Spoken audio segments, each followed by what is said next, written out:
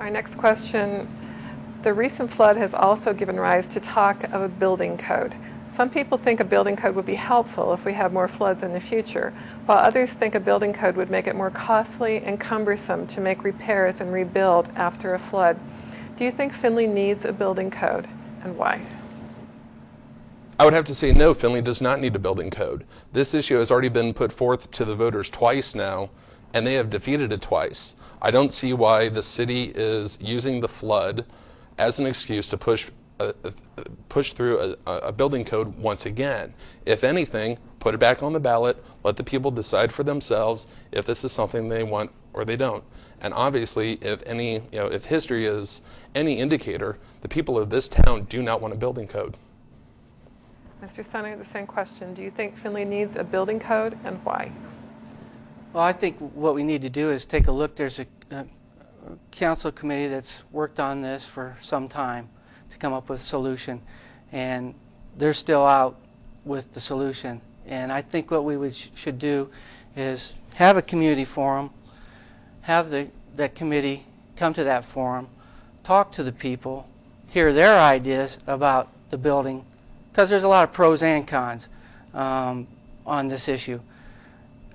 And I think that we need to talk more about it, get more information about it so we can make a reasonable decision, and then put it before the voters and let them decide, because it will have a big impact on our community.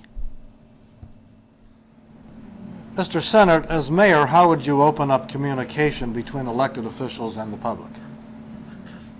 Well, I think just is making yourself available to them.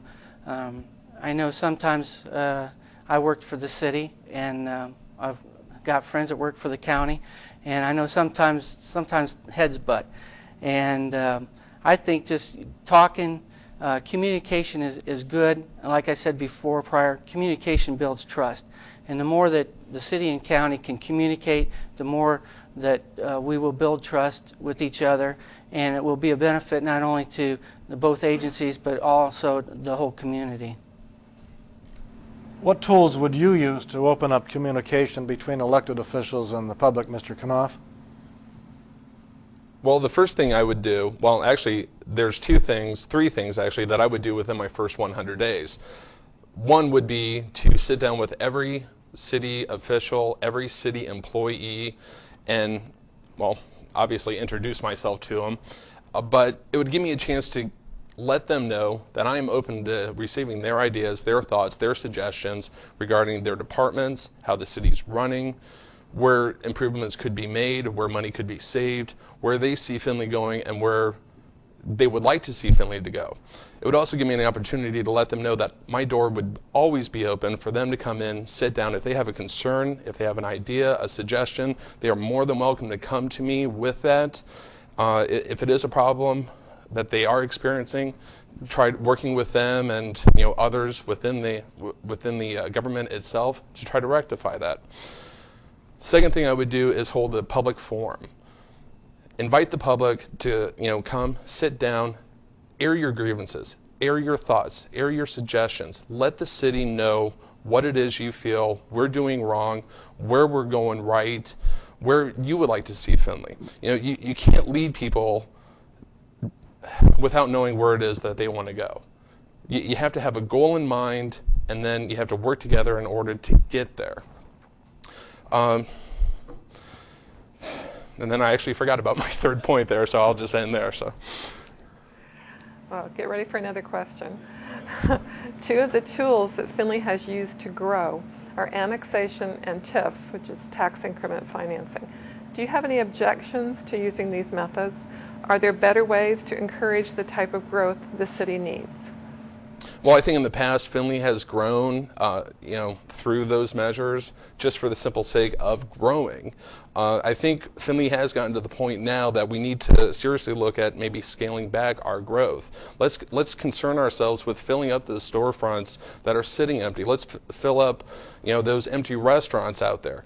Let's not worry about, expanding our boundary another 100 foot out, just for the sake that saying we can add another, couple hundred people in population size. So.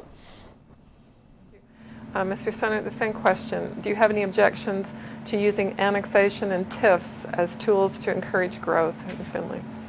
Well, tax increment financing is one source that a lot of big cities use to develop blighted areas. And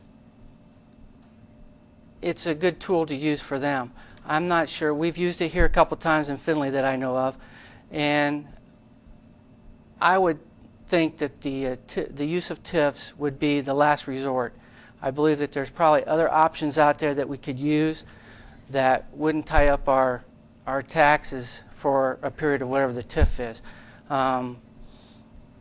Like I said, I wouldn't count them out, but I wouldn't want to oversaturate our community, the size it is, with a lot of tax increment financing deals.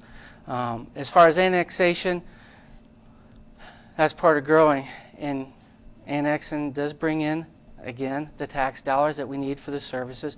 If we're going to keep annexing, we need those tax dollars to provide the services. So it's kind of a give and take. Sometimes personally I feel that we annex too much, but the community is made up of we's, not I's. So it doesn't necessarily mean what I consider is good. It's what we all consider is the best. So I think that's a thing that we'd have to look at, is the annexation. But as far as TIFs go, I would want to look at other options before we looked at TIF. Last question. It's an important one, I think, and ask you maybe to be you've been very good in keeping to time, but we are running short. I do think we need to get this one in. As first-time candidates for local political office, what qualities are you looking for in top administrative positions? Have you had discussions with any potential candidates, Mr. Sehnert? No, first you have to win the election before you can start talking about your administration. So I think it's important. I know I have to think about those things. I'll have a short window of time to consider that between November 7th and I think it's the first Monday in February when they have to be named. I believe that I am a proponent of the two-director system, the way it's set up. I believe that you can get an expanded expertise from two different people than you can with one person. One person might have a stronger background in law enforcement and maybe fire service, whereas another person might have a stronger background in the service and maybe be an engineer or something like that. So I do believe that, and especially in this last flood where we had the flood, one person putting a lot on one person like that, splitting them in two, I think you'll get better service to the people, and it's two different jobs. It really is. So it's something I will have to think about, and I haven't really given it much thought. I've been on the campaign, and so that's my first mission is to win the campaign first. And Mr. Knopf, have you had discussions with any potential candidates, and what qualities are you looking for? Yes, I have been, well, in a roundabout way, talking with one person to fill the city service director position, just because I know that that's the only position that I'm aware of at this time that come the first of the year that will be vacated. I'm looking towards someone who, well, I know that I get along personally with. I've worked with them before. I value their opinion. And he's someone that knows city government, knows a lot of people throughout city government, both appointed and regular employees and elected officials for that matter.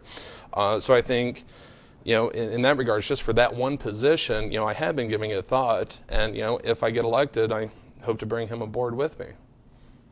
Thank you. We'll be back with our closing statements from both of our candidates after this brief timeout.